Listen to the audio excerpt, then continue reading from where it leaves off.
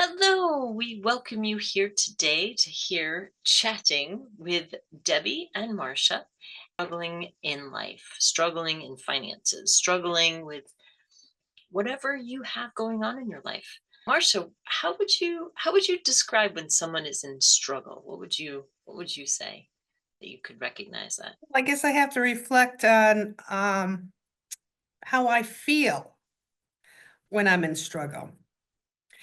And it's very different than when I'm in the flow. Struggling for me is how hard I have to work at something that just makes perfect sense. I know I'm in struggle when I'm out of the flow. I know I'm out of alignment when my stomach kicks in and says, "What the heck are you doing here?" Mhm. I think that we get a lot of information about struggle. It comes through our mind when we don't have clarity of thought. It comes with our emotions when we're not having a good time, because when we're in the flow, it's like soaring. Actually remember you talking to me about a really fabulous thing about struggle. Is struggle feels like this. You constrict, you're hunched over, you're worried. It's just this, just turning in, making yourself smaller. And when you're not in struggle, you are expanding. So I think that, so I really resonate. I remember you having this conversation with me, and I love the word expand. So when we're in struggle, it's really, you can see it through someone's body language. You can feel it in your body. Sometimes we experience things physically, sometimes we do mentally, sometimes we do emotionally, sometimes we do spiritually. And depending upon the person, will deter, like an athlete's going to probably lead with the physical experience is a possibility. Okay, a mental person's going to experience it more mentally without having clarity. There's not a flow to the thought, there's interruption. And when you were just leaning forward, you were in a forcing position. You Mm. weren't going to glide into the room and have a good experience. You were going to fight your way into it and through it. And I think that's a good definition of struggle, the Yeah, experience I of. think so too. So we all know that we don't want to stay in struggle. And what is one good tool that you've used to let go of struggle? My tools that I recommend not only for myself that I do daily, but for all my clients is to figure out where you're at on the abundance scale from 0 to 10.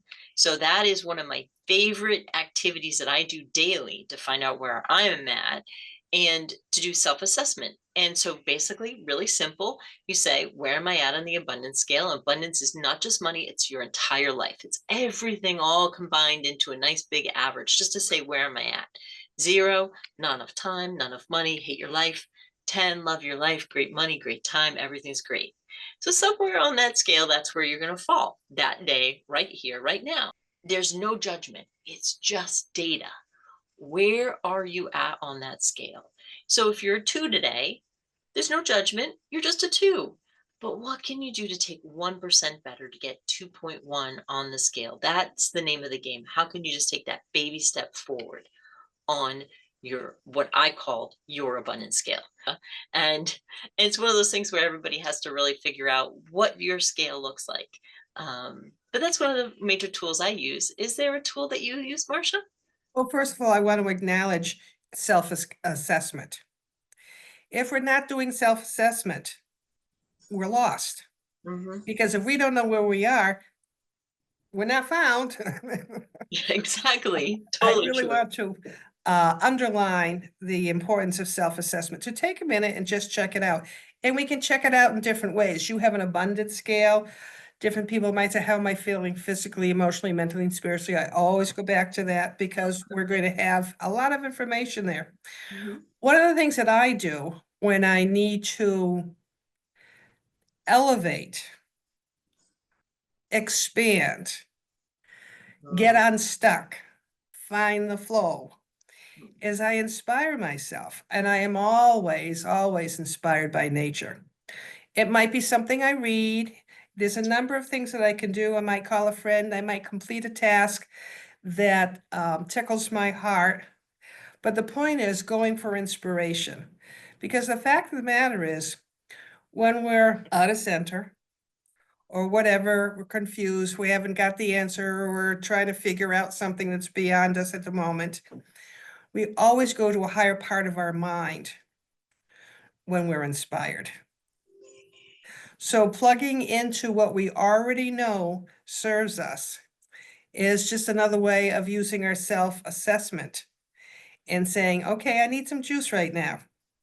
I'm going to take care of myself right now and do it. Lovely. That's awesome. Um, so I wonder, for me, we always have more tools. And one of my favorite tools that you taught me way when we first met was grounding. And I would love for you to give your version. I've taken grounding to a different, in my own way. I've made it my own. But I'd love to hear you talk about grounding again for everybody. Well, that's my number one thing anyway. That's what I talk about all the time.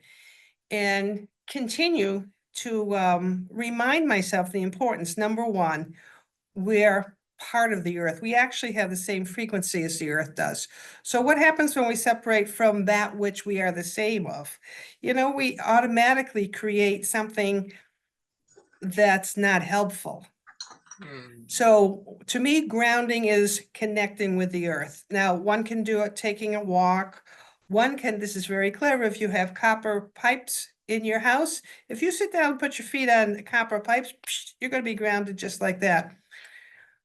But it's so important. There are many, many ways of doing it. My favorite thing to do, and it always, always works, is I get quiet and I go down to my root chakra, which is right near your tailbone, and I use my imagination. This works 100% of the time, works with children, works with the elderly and everybody in between. And I create my own anchor. I have a friend who created her anchor as all gold with angels. Isn't that lovely? Mine is cast iron, but you create your own anchor and then you put on 9,000 pounds. And your body so wants to be grounded, you can feel yourself just using your imagination to respond to this. And your goal is to get to the heart of mother. So you put on another 9,000 pounds and you do it a third time. And what happens is you literally will be plugging in no matter where you are, and you can feel the return of the energy. One of the reasons why grounding is so important is we don't just run on our own energy. That Hmm. just supports separation. If we're the same frequency and we're supposed to be connected, then when we are united, we are much stronger. When we are connected, we are much more whole. We are part of the whole. So grounding is extremely important for being able to calm oneself, which calms the emotions, calms the thoughts, and the body feels safer because Hmm. you're not out there like a helium balloon. So So grounding is very important, and that's an amazingly easy step to do at any time. When I did it with one of my grandchildren, it was really funny because they're so sensitive that when I said, drop your anchor, they made their anchor. So put 9,000 pounds and they got shorter. And I said, do 9,000 pounds again. And they were half the height. And when they got to the third one, they were showing me how clearly they were feeling it by lying on the floor. And it was hysterical because it worked. And the reason why we had done that was because he was getting a high on sugar and it was time for bed.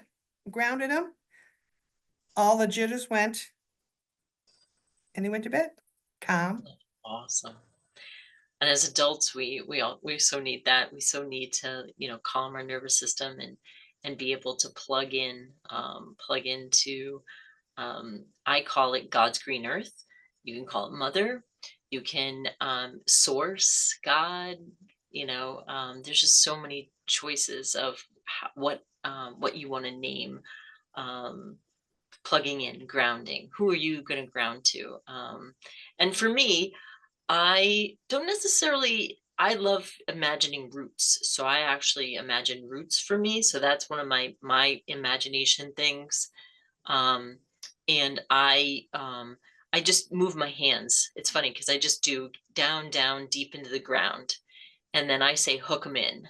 And that's my little method. So that's how I've transitioned from hearing Marcia talk about grounding meditations many, many times. And if I ever get stuck, I just call Marcia. Marcia, help me ground.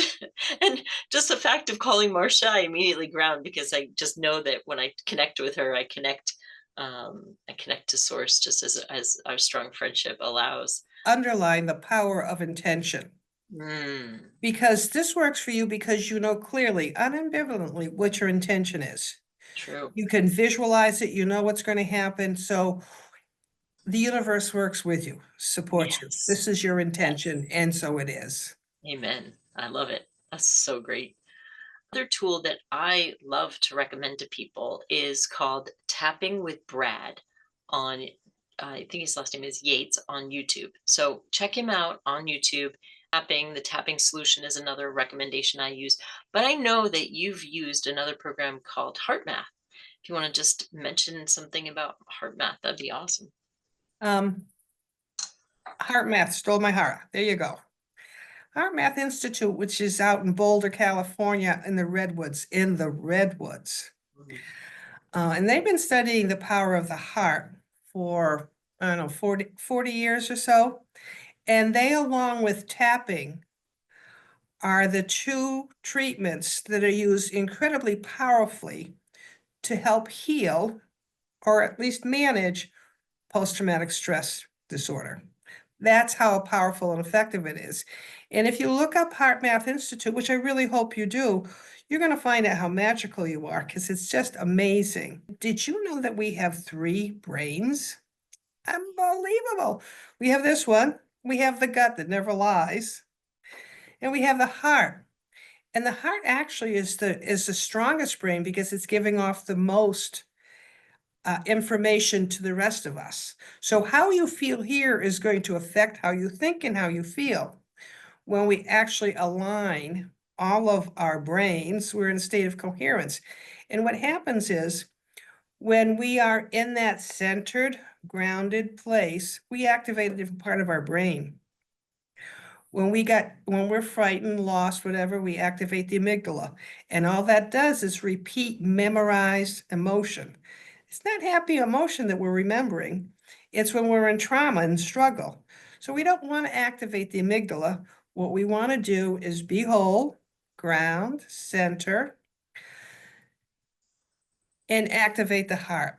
Do you ever talk to your heart, ask for its wisdom? Because frequently the heart is thinking differently than this. And what we do is we operate with a small brain because we think our mind has got it all. In fact, it's our heart.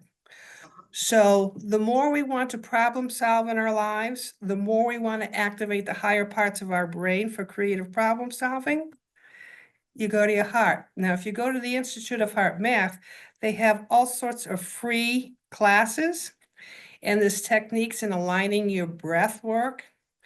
There's the breathing that you can do. There's the issue of really getting in touch with what's going on and what the difference is between your heart and your mind. And you ask yourself, you become self-aware, and you say, where is my struggle here? And what's the highest answer? It's not the brain that's going to give it to you, it's going to be the heart. So the point is, bottom line is always self-awareness.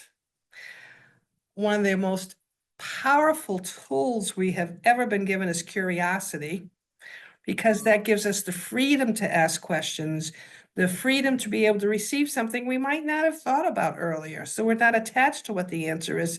So we have the freedom to find it. So if you're in struggle, be curious about it. Yes, and no judgment.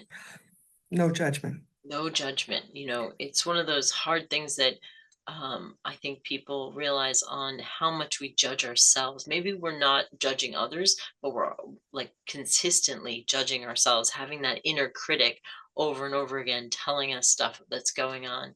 So, really leaning into curiosity and just data, just collecting data so that in my world, you take 1% better on the abundance scale. You can really figure out what do I need to do to get just a little bit better and move out of struggle. Would someone choose the path to joy? Heart was so open it was going to burst. When Hold on you a are second. in awe of beauty or laughter or whatever it is that really expands you, And it's a highlight. And I ask you, what's a highlight? And you immediately think of something. I invite you to feel that, Mm. because that's the truth. That's you in your fullness. Now, I'd like to invite you to think of a day that you were very far from that. Doesn't feel so good. The body is in incoherence, so it's not functioning, it's not in harmony. The other day I had an experience, I had a fairly big challenge, and okay, so am I going to rise to it? For the moment, I in fact did. And I proceeded to have 12 straight green lights while I was driving. I said, in the flow. Woohoo! In the flow. There we go. That's fabulous. Oh my gosh, that's wonderful. I've come to learn that it's more than just money that creates an abundant life, and joy leads to an abundant life. So making sure that you're choosing to do joyful things every day and putting yourself first is so critical on the path to abundance. And we want you to be on your authentic self path. And that might be why you're struggling. It's because you're not on your path, the path that you're supposed to be on. Maybe you're on somebody else's path because they told you you had to do this or you had to do that, or there's all those requirements society puts on us, not just maybe partners or parents or siblings. Who knows? An aunt or uncle could force you to go to school for something you didn't want to go to. Who knows? There could be a lot of reasons that you're not on the path, your path, that you need to be on. When you feel joy and when you feel abundant, you know you're on the right path. That's the self-assessment. Figuring out where you are on your journey is so critical as to how you're going to find your way out of the struggle. It's so important that we take the time for self-assessment and figure that out. Marcia, is there any last few words you'd like to I say? really would like to share something. And again, that takes us back to a wonderful author who wrote The Power of Now and speaks to us about mindfulness. Because I have to tell you, I was always known as the girl, the daughter that had dishpan fever, hated to do the dishes. That I'm going to use that as an excuse. And that we can take any moment in time, and the more mindful we are in that moment, the more powerfully we can experience that moment. We'll have new thoughts, new awarenesses, because everything's functioning here. We're not thinking about before, we're not thinking about after, not the past, not the future. We're actually in the moment. And I have to tell you, washing dishes is not that bad when you're mindful about it. There's accomplishment, there's sensation, there's nice warmth on the hands, there's a clean kitchen coming soon. So mindfulness being one of them in any moment. I love that tool. The power of now really helps people get out of anxiety and stress, Yeah, because absolutely. when you finally say, like, oh, I'm worried about tomorrow. Oh, that means you're not dealing with now. Oh, Mhm. what happened in the past is really bothering me. Oh, well, again, you're in the past and you're not thinking about now. So really, sometimes getting grounded in what your current present situation is and paying attention to what's right in this moment will make you feel a lot better. It's definitely a wonderful tool. And I love listening to Eckhart Tolle, Mhm. The Power of Now on Audible, because you can literally listen to him at any point in the book. And he literally says the same thing over and over again about how it's so powerful to be in the now. Mhm. And I still am amazed at how he's able to continue to bring us back to the now. So that book is pretty powerful. And if you find yourself constantly either in the future or in the past, that book will be an amazing help for you, big time. Any last words for on our chat just to wrap up? Uh, Well, I just want to acknowledge that you and I don't know how many years we've known each other, but one of the things we excel in is chatting. yes, we do. And that's one of the things that I really enjoy in life, because it's not that somebody has all the answers or all the questions, but when you sit down with somebody and have a creative dialogue. I find that rich. I find that enriches my life, enriches the relationship. It makes me wiser. Yeah, it fills us with joy and abundance. That's what it So does. thank you for joining us in one of our favorite activities. Wonderful. Have a wonderful, magnificent, magical day. Take care.